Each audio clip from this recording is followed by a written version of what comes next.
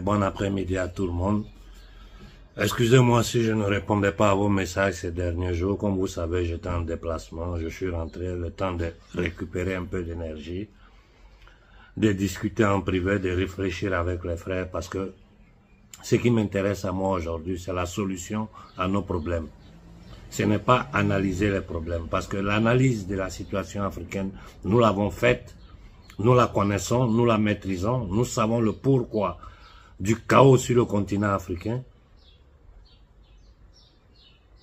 Donc, ce qu'il faut faire en ce moment, c'est dégager les solutions pour sortir l'Afrique de là. Et une chose doit être claire dans la tête de tout le monde. Je le répète depuis 10 ans. Ces gens-là n'arrêteront jamais si nous ne les faisons pas arrêter. Voilà dans quoi nous sommes. Voilà dans quoi nous sommes. Pour la nouvelle génération africaine. Lisez l'Afrique dans sa réalité. Et n'ayez pas peur d'affronter ces usuriers internationaux. Ils ne peuvent rien contre nous. Tout ce qu'ils peuvent là, c'est ce qu'ils sont en train de faire. Encercler l'AES, mettre des terroristes partout, semer le chaos partout en Afrique, Boko Haram, ceci, cela. Ce sont eux qui sont derrière ça. Si vous avez eu le courage d'aller jusqu'aux Nations Unies, les dénoncer, sortir, faire des discours clairs comme celui de Shogel, de Koïta, de Ibé, pourquoi ne pas aller au fond de la bataille? Pourquoi ne pas aller au fond? Combien de temps nous allons durer dans ces conditions où nous sommes là, toujours avec l'épée de Damoclès sur la tête? On ne sait pas quand les terroristes vont attaquer, quand ils ne vont pas attaquer. Les gens sont en train de nous agresser. Ça, c'est pire même que quand ils venaient avec les bateaux enchaîner nos ancêtres. C'est pire même que la colonisation. Parce que maintenant, ils sont cachés derrière et c'est d'autres noirs, ils utilisent pour tuer d'autres noirs pour leurs intérêts personnels.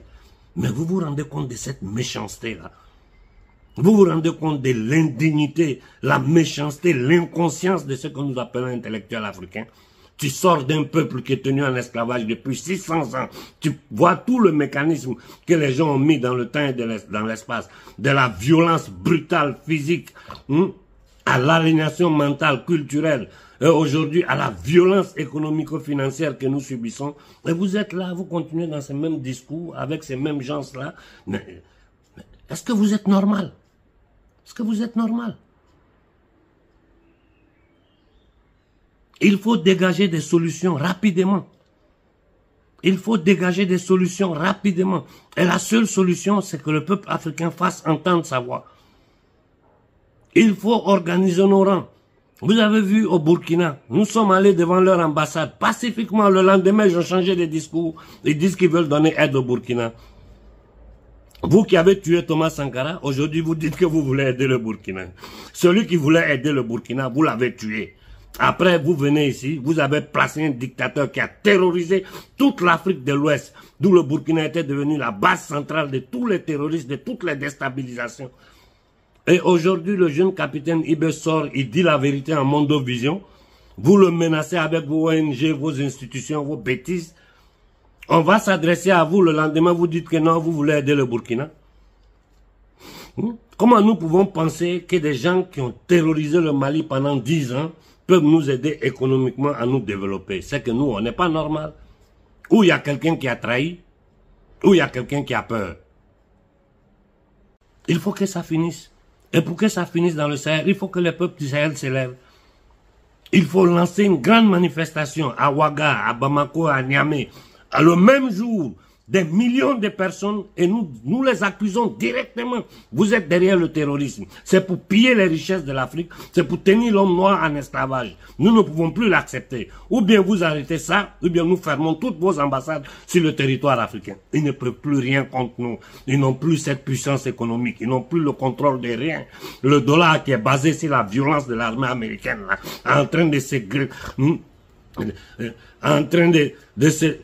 se dévaluer petit à petit, en peu de temps là. D'abord, ça n'a aucune valeur, c'est de la monnaie tapée de rien. Nous avons la possibilité de créer la monnaie la plus puissante au monde. La plus puissante, parce que nous avons toutes les richesses pour arriver à cette monnaie-là. Nous avons la force travail. Notre problème, ce sont nos dirigeants. Que les dirigeants prennent les responsabilités devant l'Afrique et devant Dieu. que vous preniez vos responsabilités. Arrêtez avec tous ces petits jeux de tourner à droite, à gauche, tenter de faire, on va faire. C'est des bêtises. Tshisekedi, depuis il a été réélu, il ne fait que se balader, il n'a pas de gouvernement, il n'a rien donné comme solution. Si c'est pas aller signer des cartes secrètes pour essayer de livrer des parties du Congo, mais c'est du n'importe quoi. Cependant, lui et sa belle famille, ils font la belle vie, ils sont dans les avions, ils voyagent, on les appelle présidents indignes. Pouh! Celui du Gabon qui est là, un minable, misérable, c'est un vaurien, ça c'est un petit vaurien, nulard. Ça c'est du zéro, c'est moins que rien. On fout des vestes, des trucs à ces gens-là, ils vont se balader avec ce vieux démon de Ouattara, qui a pour objectif principal détruire l'Afrique, la mettre sous le contrôle des marchands de la monnaie, de la dette et de la mort. Des plaisantins comme une ballot. C'est des gens comme ça. Ce gars-là, même à travailler comme domestique chez moi à la maison, je ne l'accepte pas. Même comme boy chez moi, ce gars-là, je ne le prends pas. Parce que c'est un incapable. C'est ceux-là qui vont nous représenter. L'Union africaine qui est là, ça tue au Congo, ça tue au Soudan. Le Sahel a attaqué l'Union africaine, CEDEAO. Ils sont en train de divaguer, raconter des balivernes. Mais nous aussi, nous avons un problème, nous, société civile. Parce que on est là, c'est devenu un jeu, c'est une mode sur Internet.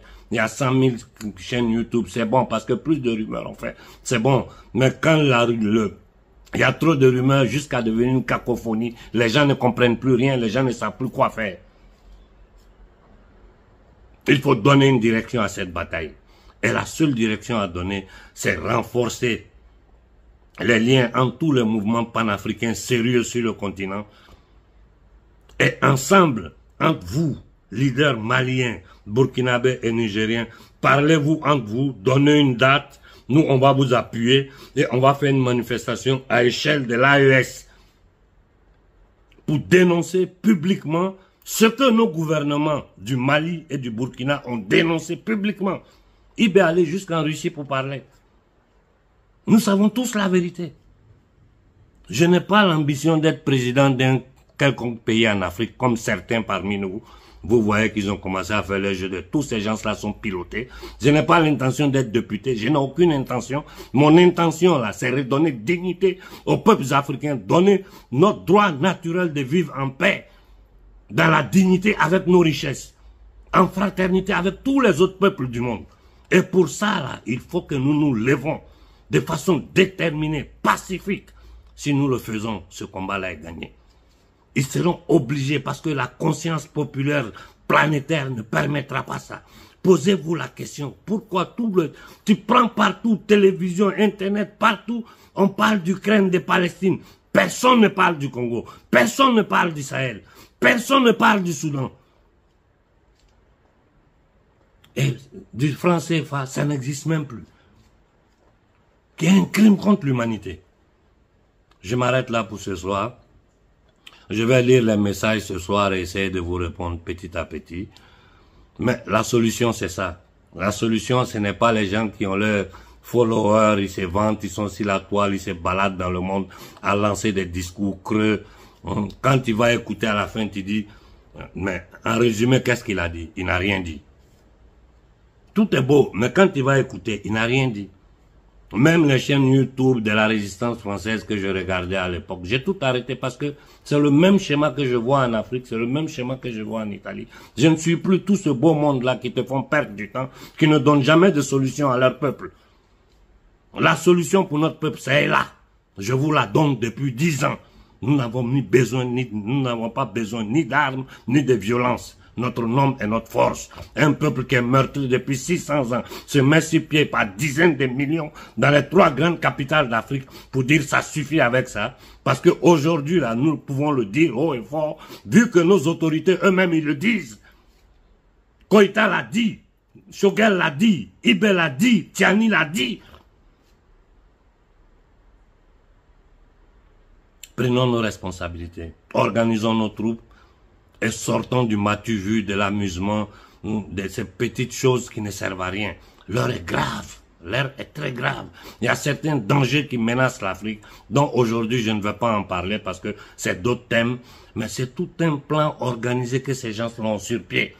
Il faut pouvoir démonter ça. Pour pouvoir démonter, il faut anticiper. Et la seule façon de les anticiper, c'est les accuser publiquement des centaines de millions d'Africains qui se lèvent pour pointer le doigt contre eux. Ils sont foutus. Bonne soirée à tout le monde.